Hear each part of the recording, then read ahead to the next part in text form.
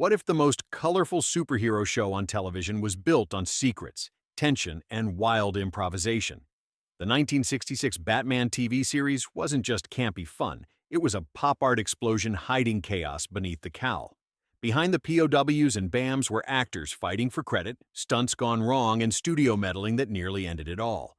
So buckle up, because we're diving deep into Gotham's strangest corners. Here are 15 shocking, funny, and fascinating facts about the 1960s Batman TV series, The Secrets the Cast finally revealed.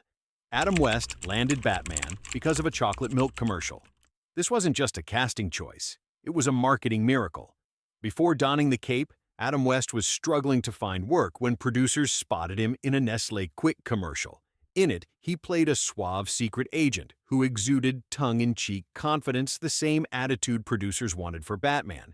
They didn't even care about his resume. They cared about that smirk. West later joked, "I got Batman because I sold chocolate milk with style." His over-the-top seriousness in that ad convinced the studio that he could walk the tightrope between parody and sincerity, something no other actor nailed in auditions. Lyle Waggoner also auditioned for the role, but West's delivery of deadpan absurdity sealed the deal. Watching him say lines like, "Hand me the shark repellent, Robin," with total conviction turned nonsense into gold. That ad didn't just get him a role, it defined Batman's entire tone. The commercial's confident absurdity became the DNA of the show. Adam West wasn't pretending to be Batman. He was Batman if Batman lived in a world where crime fighting came with perfect comic timing. Burt Ward was injured. So often, the studio banned him from stunts. Burt Ward wasn't just the boy wonder, he was the boy bruised. During early filming, Ward insisted on doing many of his own stunts, desperate to prove himself. The problem? The budget was tight, safety standards were loose, and the set was more dangerous than Gotham's rooftops. Ward's first real scare came when he crashed through a paper-thin wall, except it wasn't paper. It was plaster. He ended up with a bleeding arm and bruised ribs. Then came the Batmobile door incident. One high-speed corner, an unsecured latch, and Burt almost flying out onto the studio lot. Eventually, 20th Century Fox's insurance agent stepped in. They warned producers that Ward's medical bills were becoming financially imprudent. From that point on, his stunt double, Victor Paul, took over nearly all fight scenes and building climbs. Ward later laughed about it. "I was earning $350 a week, but my hospital bills were double that." The irony? His enthusiasm for realism made Robin feel fearless on screen. But behind the mask, the real danger wasn't villains. It was plywood, cheap explosives, and studio deadlines. Julie Newmar created Catwoman's iconic moves by accident. Julie Newmar's Catwoman didn't just purr, she prowled with precision. But what fans didn't know was that her sinuous, slinking movements came from an accident. During costume testing, Newmar tore a seam in her skin-tight catsuit and couldn't move normally. So she exaggerated every gesture, slow turns, fluid arm extensions to avoid ripping the fabric further. Producers saw it and loved it. They told her, "Keep that feline grace, it's perfect." That happy accident created one of the most sensual character performances on 1960s television without ever crossing a line. Her body language became so recognizable that future Catwomen, from Michelle Pfeiffer to Anne Hathaway, studied her footage frame by frame. Newmar also improvised her famous meow line when she ran out of scripted dialogue during a fight scene. "I didn't know what to say," she recalled, "so I just purred. The crew burst out laughing and they kept it." The result? A performance equal parts elegant and dangerous, so iconic that DC Comics redrew Catwoman's look to match her silhouette. Julie Newmar didn't just play Catwoman, she invented her. Burgess Meredith hated cigars and created the Penguin's voice to avoid them. When Burgess Meredith accepted the role of the Penguin, he hadn't smoked in over 20 years. The problem? Penguin always had a cigar in his mouth. Meredith, a disciplined actor, didn't want to inhale smoke during endless takes, so he improvised a workaround. He'd puff but never inhale, letting the smoke puff out in sharp, choking bursts.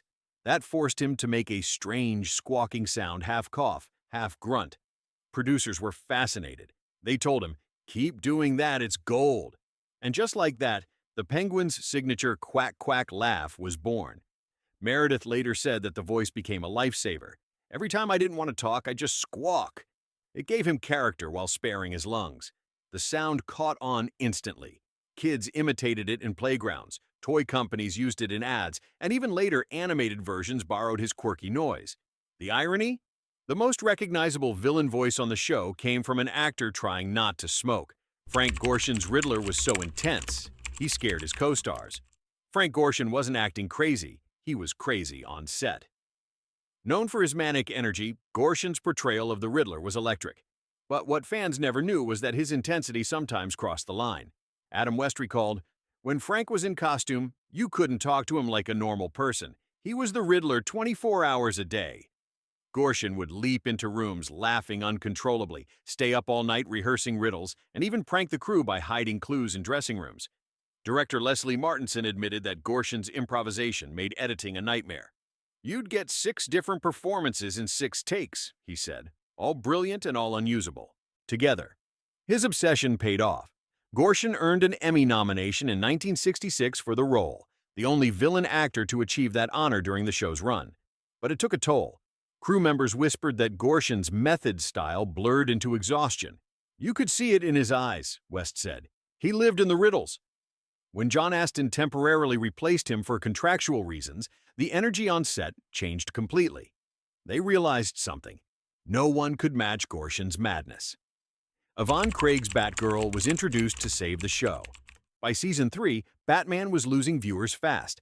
The novelty had faded, the jokes felt recycled, and ratings nosedived. ABC executives panicked and decided the answer was a woman in purple spandex. Enter Yvonne Craig as Batgirl, aka Barbara Gordon. Producers launched a test reel featuring Craig fighting criminals in high heels and riding a custom lavender Batcycle. Audiences loved it.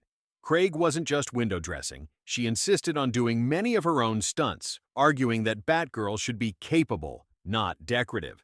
Her karate chops, clever gadgets, and quick wit gave young viewers, especially girls, a new kind of hero. What audiences didn't know was that the show's renewal depended on her. ABC reportedly told producers, "If Batgirl works, you get another season."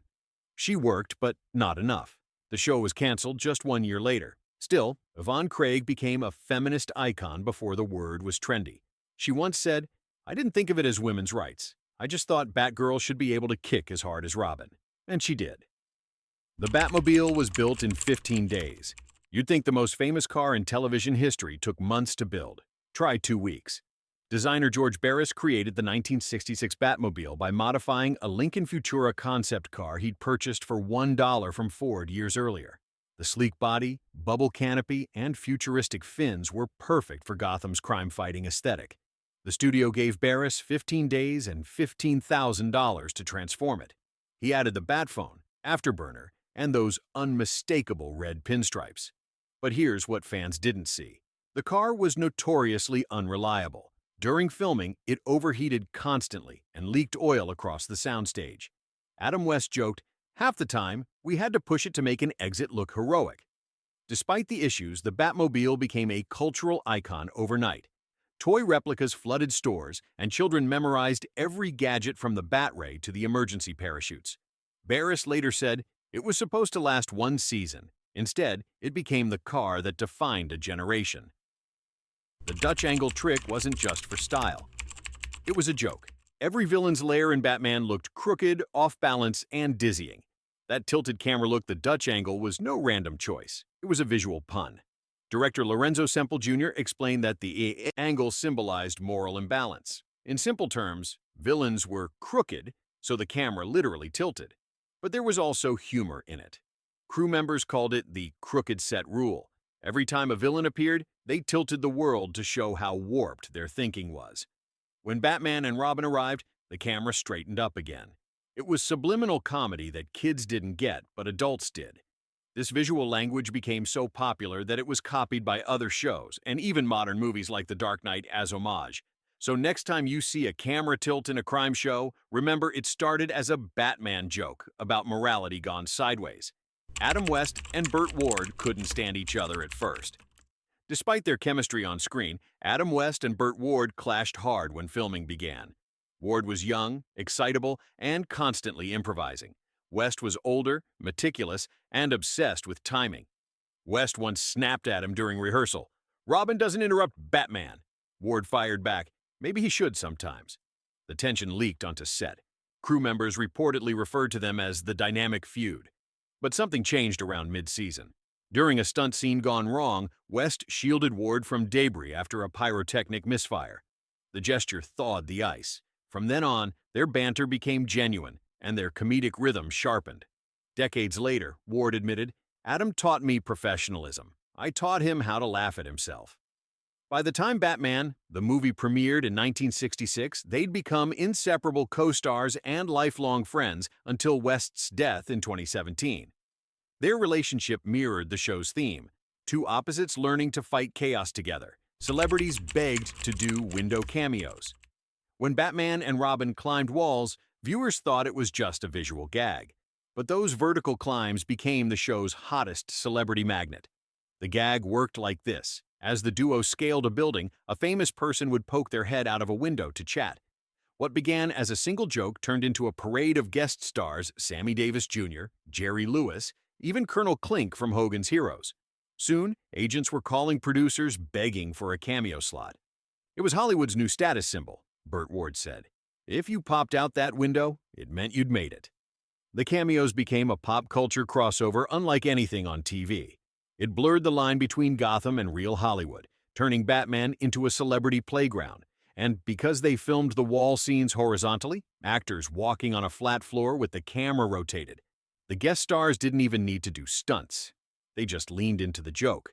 What looked like comic book absurdity was really a showcase of fame itself, proof that in 1960s Hollywood, everyone wanted to hang out with Batman. The show's sound effects came from everyday objects. Those legendary BAM and POW visuals might have been on screen, but the sound effects came from something much cheaper. Sound engineers raided prop rooms, kitchens, and garages to create Gotham's signature chaos.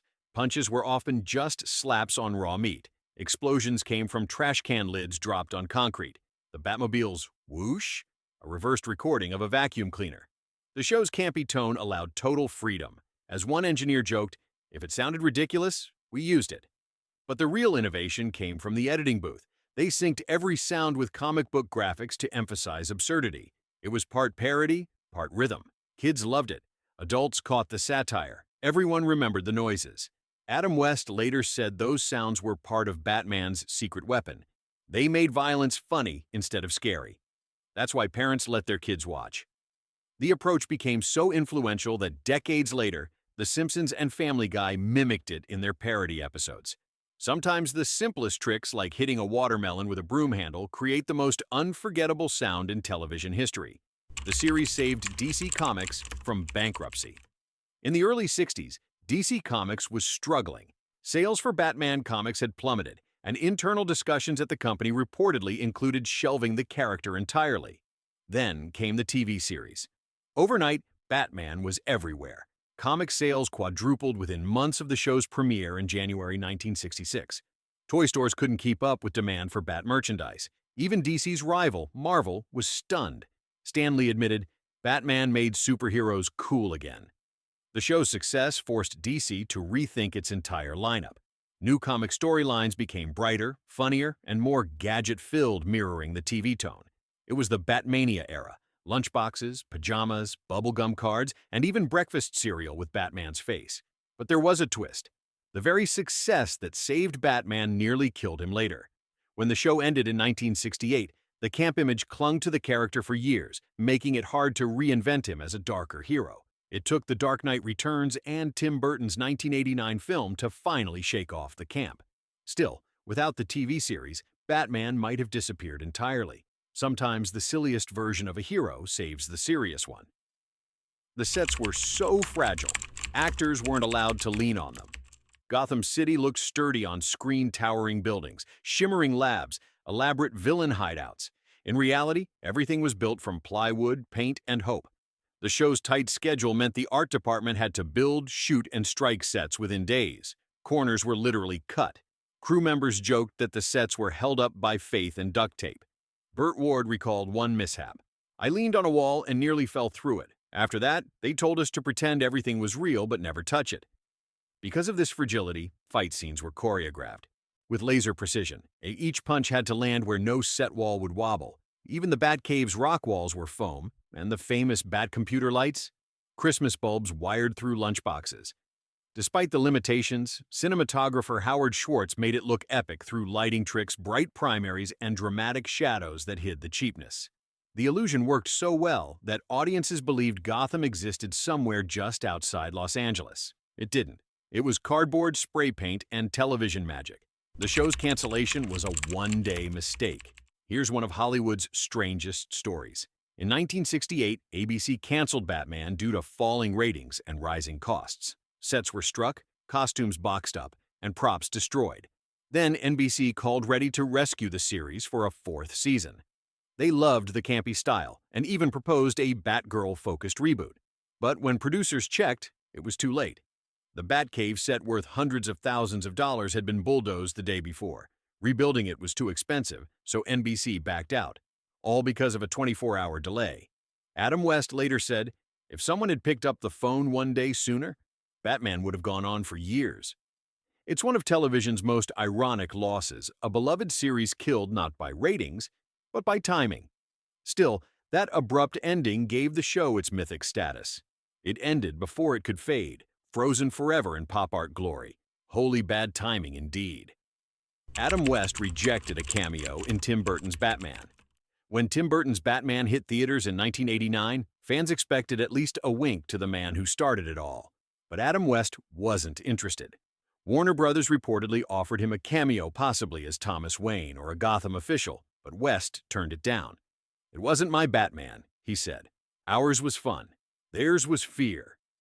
West appreciated Michael Keaton's performance, but lamented the tonal shift. He believed the darker Batman erased the humor that made the character human. Still, he respected the franchise's evolution. "Every generation gets the Batman it needs," he said in interviews. "Mine wore tights, theirs wore armor."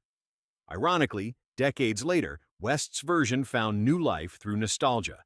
From the Lego Batman movie tributes to animated revivals, his influence endures. Even in his final interviews, he maintained his playful dignity. "People laugh at our Batman," he said, "but they never forget it." He was right. In a world obsessed with darkness, Adam West's Batman remains the brightest memory of them all. And that's the untold story of Batman 1966, a show built on chaos, charm, and sheer creativity. From cardboard sets to cult superstardom, it turned camp into history. Which secret surprised you the most? Drop your thoughts below, hit like if you grew up with this version, and subscribe for more Hollywood stories hiding behind the masks.